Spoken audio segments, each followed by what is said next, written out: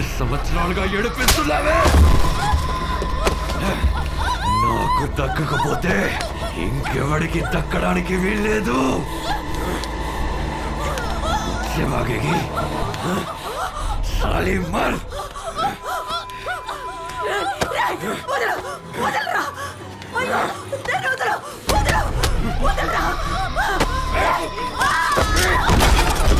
ఎక్కడికి వెళ్తావే? చావే చావు.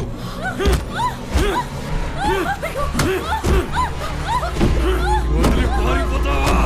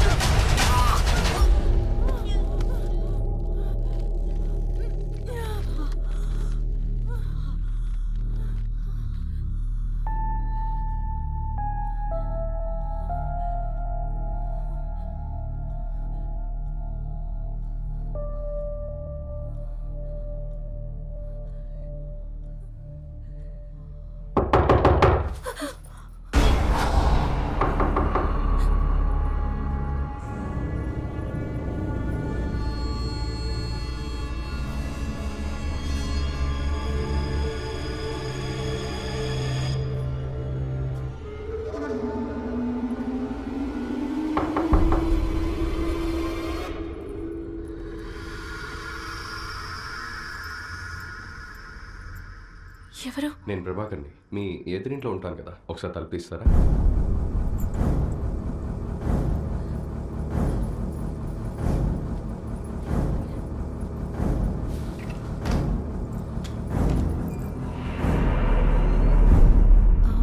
ఏం కావాలి? ఏదో పెద్ద శబ్దం వినిపించింది. ఏమైనా ప్రాబ్లమా? ఏం లేదు, ఎలుక అమ్మ చూసి భయపడింది అంతే. చంపేశారా? అదే ఎలుకని చంపేశారా అంటున్నాను. లేదు, పారిపోయింది. ఏం ప్రాబ్లం లేదు, థ్యాంక్ యూ.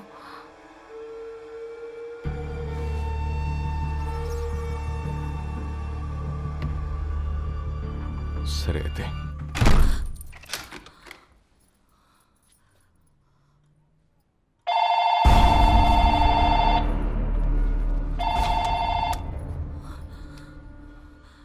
హలో, నేను ప్రభాకర్ని మాట్లాడుతున్నాను, ఎదురింటి నుంచి.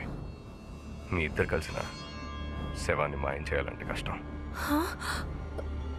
మీరు భయపడకండి, ఏం ప్రాబ్లం లేదు. ఫోన్ పెట్టండి, నేను ఇంటికి వచ్చి మాట్లాడతాను.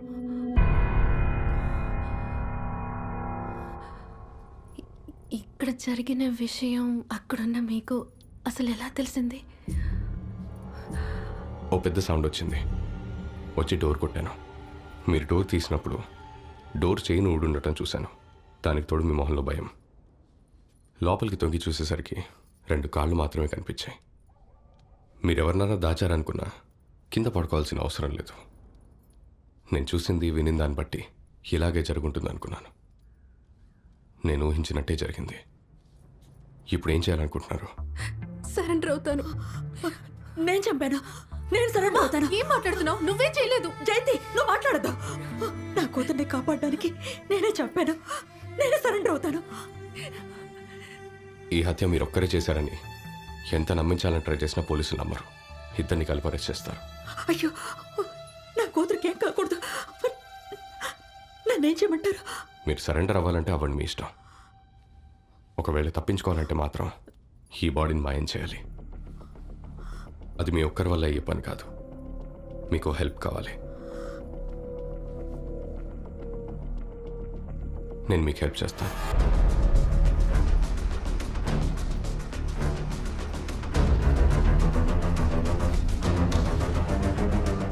కానీ వీడెవడు? వీడికి మీకు ప్రాబ్లం ఏంటి? వీడు అసలు ఇక్కడికి ఎందుకు వచ్చాడు? అన్ని విషయాలు నాకు తెలియాలి. నేను చెప్పినట్టు మీరు చేయాలి. ఇలానే జరుగుంటుందని నువ్వు అనుకుంటున్నావా? అనుకోవడం కాదు సార్, ఇలాగే జరిగింది. నో కార్తికేయ, అది నీ ఊహ. నువ్వు చెప్పింది ప్రూవ్ చేయడానికి నీ దగ్గర ఎవిడెన్సెస్ లేవు. అలా జరగలేదని చెప్పడానికి ఎవిడెన్సెస్ నా దగ్గర ఉన్నాయి. ఏం ఎవిడెన్సెస్ ఉన్నాయి సార్? పోస్ట్ మార్టం రిపోర్ట్ ప్రకారం హత్య జరిగింది నైట్ 8 నుండి 9 లోపల. అందులో ఏం తప్పులేదు కదా? డాక్టర్ ఇచ్చిన సర్టిఫికేట్ కరెక్ట్ అని నువ్వు ఒప్పుకుంటున్నావా?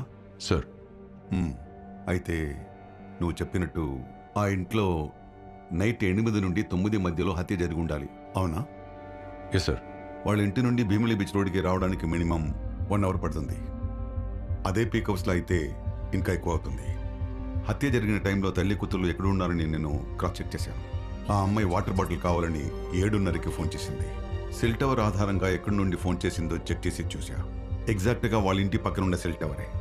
కాల్ ఆన్సర్ చేసిన కుర్రాడు కూడా దగ్గరలోనే ఉన్నాడు. ఆ కుర్రాడు వాటర్ బాటిల్ డెలివర్ చేయడానికి ఆ ఇంటికి వచ్చినప్పుడు టైం 8:20. తల్లి కూతుళ్ళు ఇద్దరు ఇంట్లోనే ఉన్నారని చెప్పడానికి ఆ కుర్రాడే సాక్ష్యం. ఒకవేళ నువ్వు చెప్పినట్టు ఆ కుర్రాడు వచ్చి వెళ్ళిన తర్వాత హత్య జరుగుంటే దాని తర్వాతే బాడీని డిస్పోజ్ చేయడానికి వాళ్ళు బీచ్ రోడ్కి రావాలి.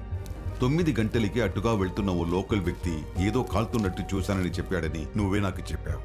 అలా చూసుకున్నా అరగంటలో వంశీని చంపేసి బాడీని బీచ్ రోడ్ తీసుకెళ్లి కాల్చడం కుదురుతుందా? ఇంపాసిబుల్. హత్య చేసింది అమ్మా కూతురు ఇద్దరు కాదు, ప్రభాకరే. నువ్వే ఒప్పుకోవడం లేదు.